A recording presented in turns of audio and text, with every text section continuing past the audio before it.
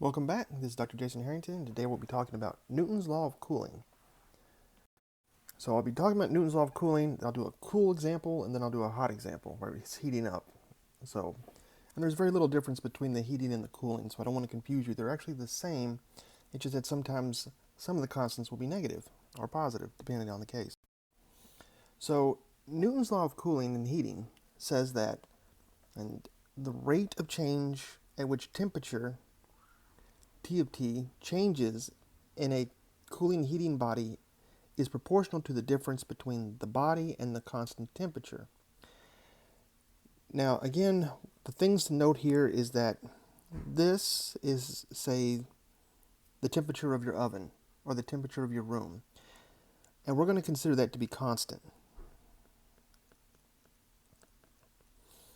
So things like the inside of your refrigerator, for example, should be a constant temperature. And then, of course, right here we have our initial temperature. So here's our equation. Now before I solve it, I just want to make a couple of quick notes here. Note, first of all, this is an autonomous first order differential equation, and it is separable. So remember all the properties with an autonomous differential equations. You can talk about stability, if it's unstable, if it's semi-stable, etc., etc. You can talk about that with temperature. And also note, just to be clear, capital T, that is going to be temperature. And then the lowercase t I'm going to use as a script, that's going to be time. Okay, so let's go solve this thing. So the first thing I'm going to do is bring all the capital T's to one side and the lowercase t's to the other. So I'm going to have 1 divided by t minus t sub m d capital T is equal to k dt. Then I'm going to integrate both sides. So if I integrate the left, I have 1 over capital T minus t sub m dt is going to be equal to the integral of k dt. Now again, a couple things to note. I should put this on the side. Note that the temperature of our object cannot equal to the temperature of the medium, because then it would cause division by 0.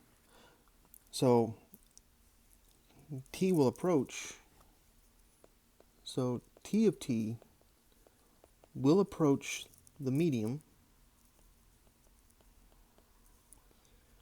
to Tm, but never equal. So what that means is that in Newton's law of cooling,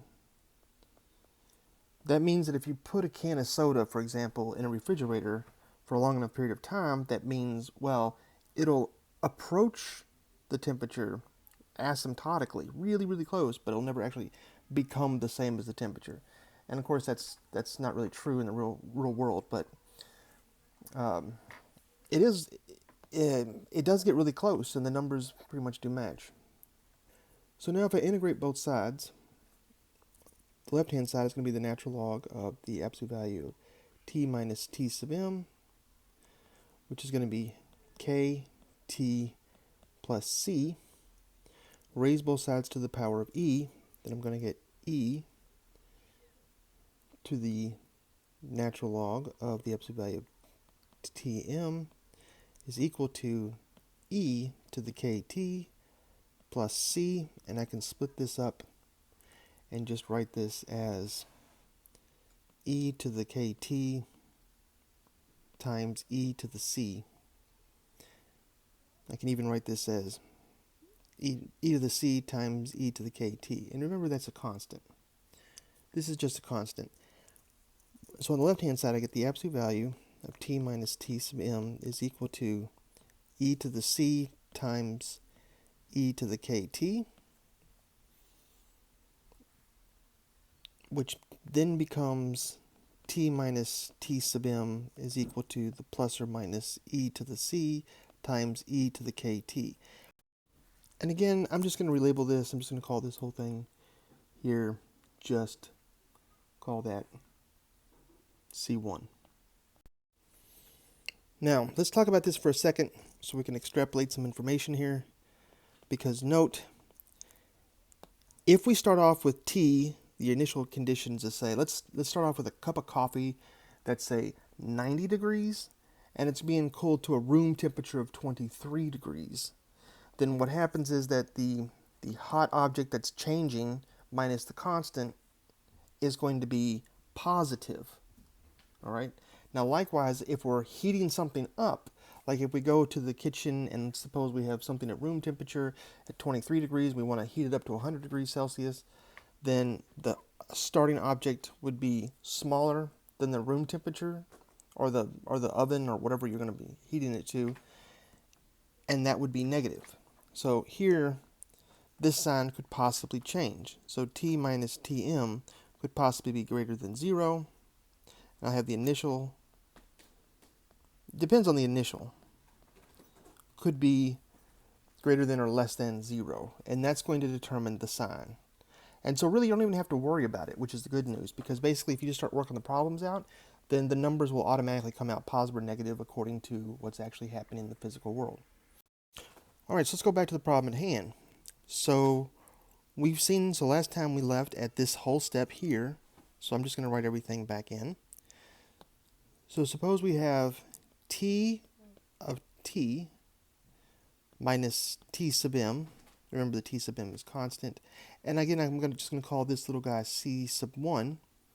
It's going to be positive or negative depending on heating or cooling to the KT.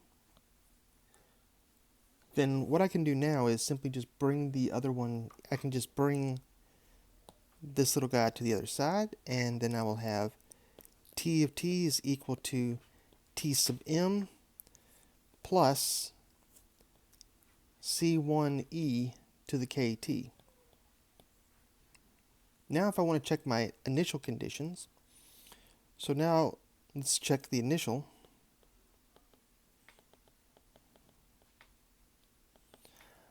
I know that if I put in T of 0, I should get T sub m plus C1 e to the 0, and that should be equal to T naught. So if I were to solve for C1 in this case, then that means that C1 is just equal to T naught minus Tm. So then when I come back here to my differential equation, usually this is the way, or my solution to the differential equation, you typically see it this way. I'm going to have C1 is going to be T sub naught minus T sub m e to the KT. So you typically do the exponential first. And then you have plus Tm. Doesn't really matter, actually. It's just personal preference. And this is it. This is the solution to the differential equations. So this is pretty much all you have to know. And you can just use this to solve the problems. Now we have a pie is removed from 350 degrees Fahrenheit oven and placed to cool in a room with a temperature 75 degrees Fahrenheit. Now in 15 minutes, the pie is 150 degrees Fahrenheit. Determine how long it will take to cool to 80 degrees. All right, so first of all, you just have to write down what you know and what's given. So we see that we are given that, let's see here, the pie is removed from a 350 degrees oven placed in a room. So we are given that the initial temperature of the pie, because of how long it was sitting in the oven, is 350 degrees Fahrenheit. We also know that the surrounding room,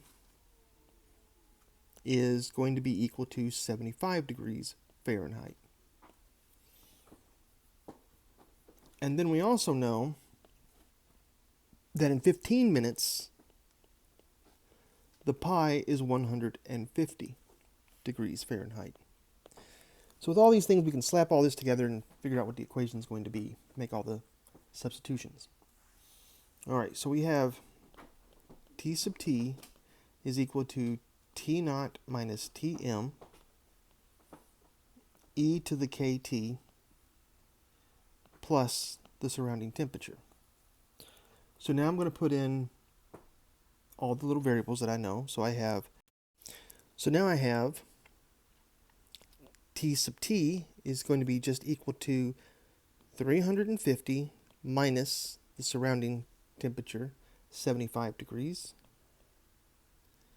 times E to the KT plus the temperature of the medium, which is going to be 75 degrees.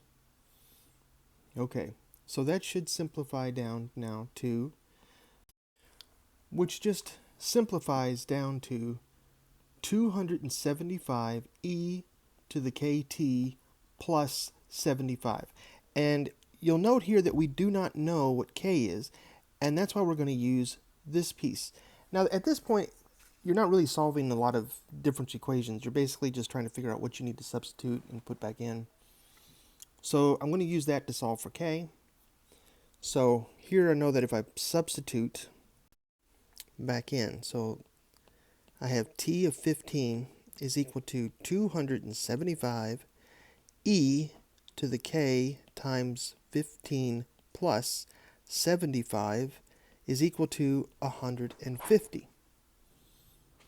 Okay, now if I want to solve for this, we have 275 e to the k times 15 is equal to 75. Alright, so let's divide both sides by 275. So we have e to the k times 15, and that's going to simplify down to 3 over 11. And now I'm going to show you something neat that we can do with this. It's just a different little technique. It's sometimes cute.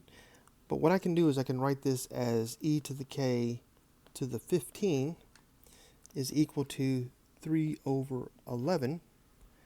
And that means that I can write e to the k is really just equal to the 3 over 11 to the 1 over 15th power. Now you may say, why would you want to do that, write it that way? Well, check this out. Now I can just substitute this directly into that, and I don't have to worry about approximations or anything bizarre. Okay, so what that tells us now is that T of T is now going to be equal to 275 e to the k, and I'm going to write it this way, T plus 75, which is pretty neat. And then I'll just put my little substitution in there. So that's just going to turn into 275 3 divided by 11 t over 15 plus 75. Now we totally understand if you want to solve for k in your calculator. And that's fine. Get a numerical value. Works the same. It's no different. I just think this one's a little bit cuter. That's all. Now what we want to do is next we want to solve when is T of T equal to 80 degrees. So that's the last question that we have way back up here. Don't forget that. So we actually made the equation, everything up here. So now this is completely the equation for that pi. And now I want to figure out when I can eat the pie when it cools down. So let's have a look. Now, if I set this equal to 80, then that means I'm going to have 275 3 over 11 t divided by 15 plus 75 is equal to 80. Okay, so that's going to turn into quickly 275 3 divided by 11 t over 15 is equal to 5. So I'm going to write that back down.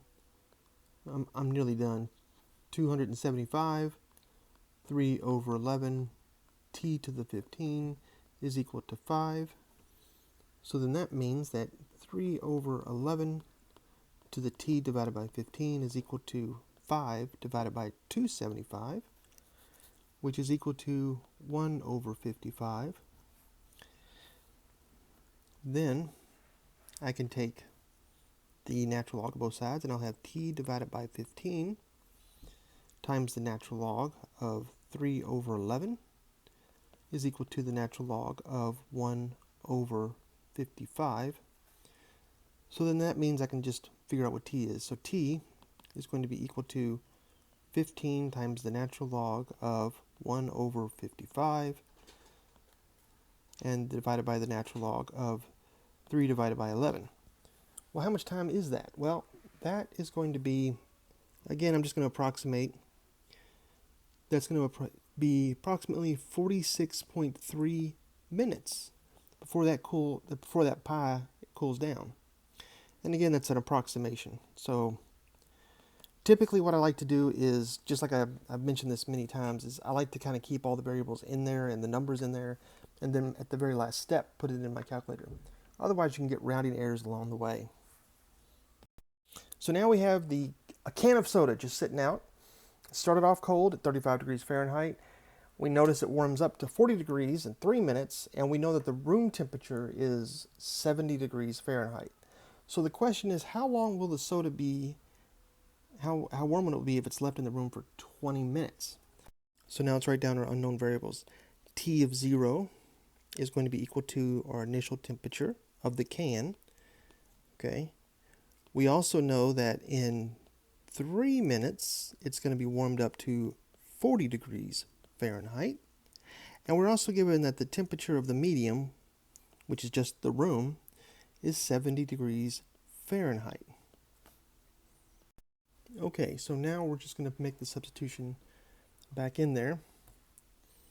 So we recall that we have T of t is equal to T naught minus T sub n e to the kt plus T sub n. So first thing I have is T of t is going to be equal to the initial temperature, which is 35 degrees minus 70,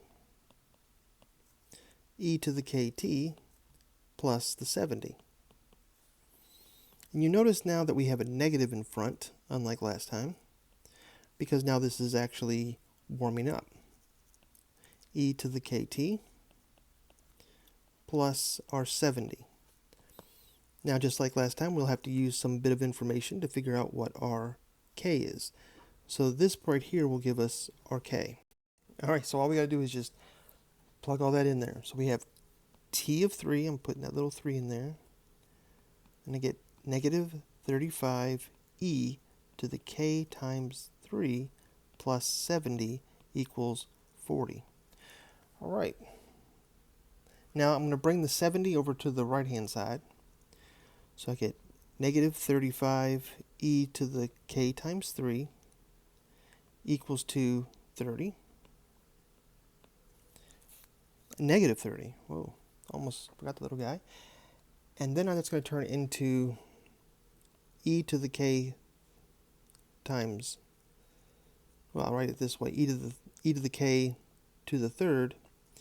That's just going to be equal to 30 divided by 35, which is just equal to 6 over 7. And so that means that finally I get my little e to the k is just equal to 6 over 7 to the 1/3.